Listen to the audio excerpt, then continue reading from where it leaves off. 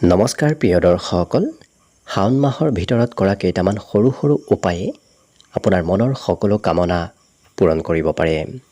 বিশেষকৈ শাওণ মাহটো আপোনালোক সকলোৱে জানে মহাদেৱ শিৱৰ অতি প্ৰিয় মাহ। গতিকে মহাদেৱ শিৱক সন্তুষ্ট কৰাৰ বাবে শাওণ মাহ পালন কৰা হয়। শাওণ মাহৰ বিশেষকৈ সোমবাৰৰ ব্ৰত ৰখা হয়, পূজা অৰ্চনা কৰা হয়। কিন্তু কেইটামান সৰু সৰু নিয়ম মানি যদি আপুনি এই পূজা অৰ্চনা কৰে নতুবা ব্ৰত ৰাখে, তেতিয়াহ'লে আপুনি নিশ্চয় জীৱনত সকলো সমস্যাৰ পৰা মুক্তি লাভ কৰিব আৰু মনৰ আশাবোৰ পূৰণ কৰিব পাৰিব। আজিৰ ভিডিঅ'ত আমি আপোনালোকক সেই মাত্ৰ 3টা উপায়ৰ বিষয়ে জনাম। সেই 3টা উপায় যদি আপুনি পালন কৰি এইবাৰ শাওণ মাহৰ পবিত্ৰ সোমবাৰকেইটা পালন কৰিব পাৰে, দেখিব আপুনি কম দিনৰ ভিতৰত তাৰ ফলাফল নিশ্চয় লাভ কৰিব।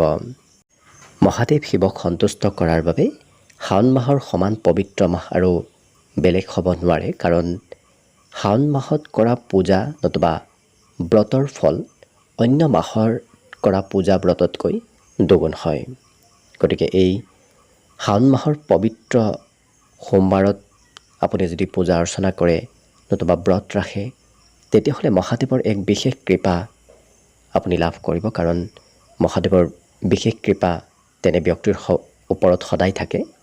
লগতে শাওণ মাহৰ ভিতৰতো যদি আপুনি সোমবাৰৰ বিশেষকৈ ব্ৰত ৰাখে, তেতিয়াহ'লে সেই ব্ৰতৰ ফল নতুবা পূজাৰ ফল অধিক আপুনি আপোনাৰ জীৱনত লাভ কৰিব। বিশেষকৈ জীৱনত চলি থকা সকলো ধৰণৰ সমস্যাৰ পৰা মুক্তি পাবৰ বাবে আপোনালোকে শাওণ মাহৰ সোমবাৰৰ ব্ৰত ৰাখিব পাৰে নতুবা শাওণ মাহৰ সোমবাৰত মহাদেৱৰ ওচৰত নিজক অৰ্পণ কৰিব পাৰে, পূজা অৰ্চনা কৰিব পাৰে।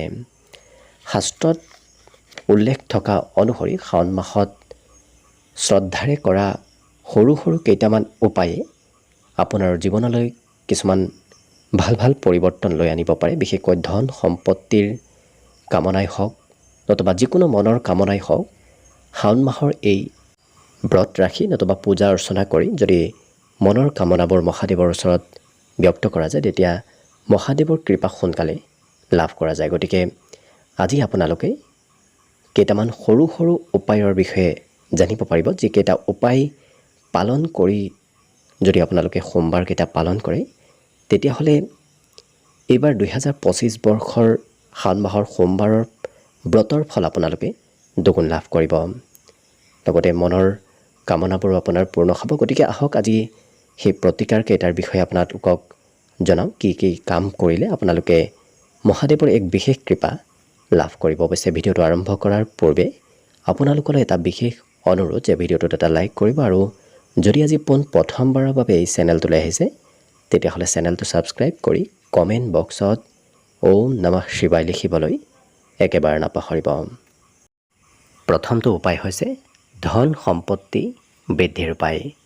যদি আপুনি জীৱনত ধন সম্পত্তিৰে সমৃদ্ধিশালী হ'ব বিচাৰিছে, তেতিয়াহ'লে এইবাৰ শাওণ মাহৰ প্ৰতিটো সোমবাৰত খুব ৰাতিপুৱাৰ ভাগতে ব্ৰহ্ম মুহূৰ্তত স্নান কৰি, ব্ৰহ্ম মুহূৰ্ত হৈছে সূৰ্য উদয়ৰ প্ৰায় 1.5 ঘণ্টামান আগতে ব্ৰহ্ম মুহূৰ্ত আৰম্ভ হয়। গতিকে ব্ৰহ্ম মুহূৰ্তত আপুনি স্নান কৰিব।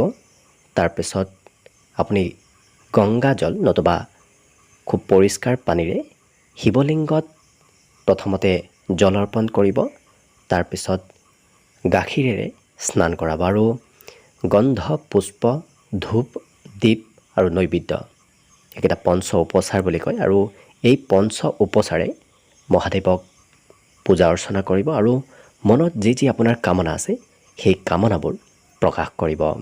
দেখিব এইটো উপায় যদি আপুনি পালন কৰে, তেতিয়াহ'লে জীৱনত যিমানেই আপোনাৰ আৰ্থিক সমস্যা নাথাকক কিয়, যিকোনো আৰ্থিক সমস্যা আপুনি সমাধানৰ পথ নিশ্চয় লাভ কৰিব। গতিকে এইটো বিশেষ প্ৰতিকাৰে আপোনাৰ জীৱনত বহুখিনি শুভ ফল লৈ আনিব। গতিকে প্ৰথমটো প্ৰতিকাৰ কৰিবলৈ আপোনালোকে একেবাৰে নাপাহৰিব।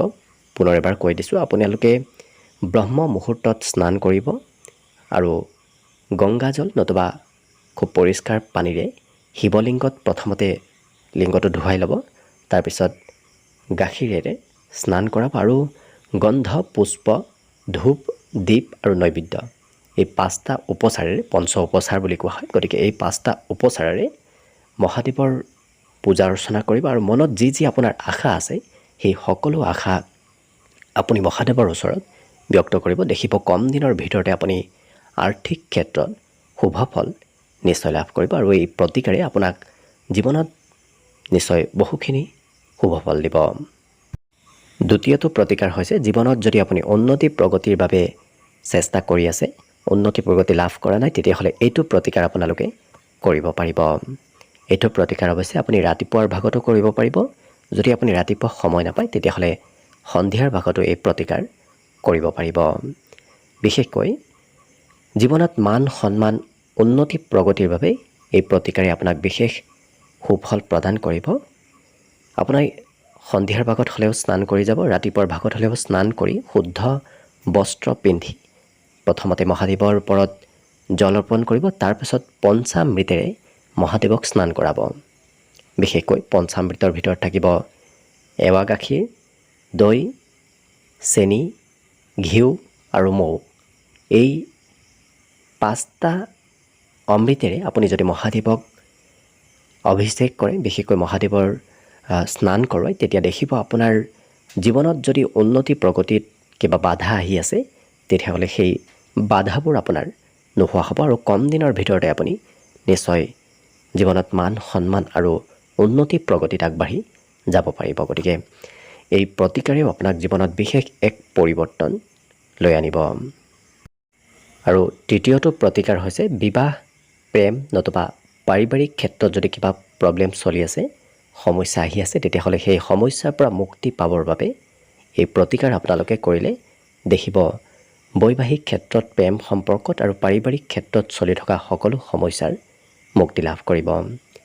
বিশেষকৈ বিবাহৰ উপযুক্ত ব্যক্তিসকলে যদি বিবাহত আগবাঢ়িব পৰা নাই তেতিয়াহ'লে এই প্ৰতিকাৰ কৰিলে দেখিব কম দিনৰ ভিতৰত কিবা শুভ খবৰ লাভ কৰিব। বিশেষকৈ প্ৰতিটো সোমবাৰত, শাওণ মাহৰ প্ৰতিটো সোমবাৰত গংগাজলত অকণমান কেশৰ মিহলি কৰি ল'ব আৰু সেই কেশৰ মিহলি কৰা গংগাজলেৰে মহাদেৱক অভিষেক কৰিব, মহাদেৱৰ ওপৰত অৰ্পণ কৰিব আৰু 108 বাৰ ওম নমঃ শিৱায় মন্ত্ৰ জপ কৰিব। দেখিব কম দিনৰ ভিতৰত আপোনাৰ সকলো ক্ষেত্ৰত শুভ পৰিৱৰ্তন আহিব, সেয়া বিবাহেই হওক, প্ৰেম সম্পৰ্কই হওক নতুবা পাৰিবাৰিক ক্ষেত্ৰতে হওক। গতিকে এইকেইটা প্ৰতিকাৰ যদি আপুনি খুব শুদ্ধ মনেৰে পালন কৰে তেতিয়া দেখিব আপোনাৰ জীৱনত চলি থকা সকলো সমস্যাৰ ফালৰ পৰা আপুনি মুক্তি লাভ কৰিব আৰু মহাদেৱৰ বিশেষ কৃপা আপোনাৰ ওপৰত থাকিব। গতিকে আশা কৰিছোঁ পবিত্ৰ শাওণ মাহটো যেন আপোনাৰ বাবে শুভ আৰু মংগলময় হৈ পৰক, মহাদেৱৰ কৃপা আপোনাৰ ওপৰত সদায় থাকক, তাৰে কামনাৰে আজিৰ বাবে ভিডিঅ'টো ইমানতে সামৰণি মাৰিছোঁ। ধন্যবাদ।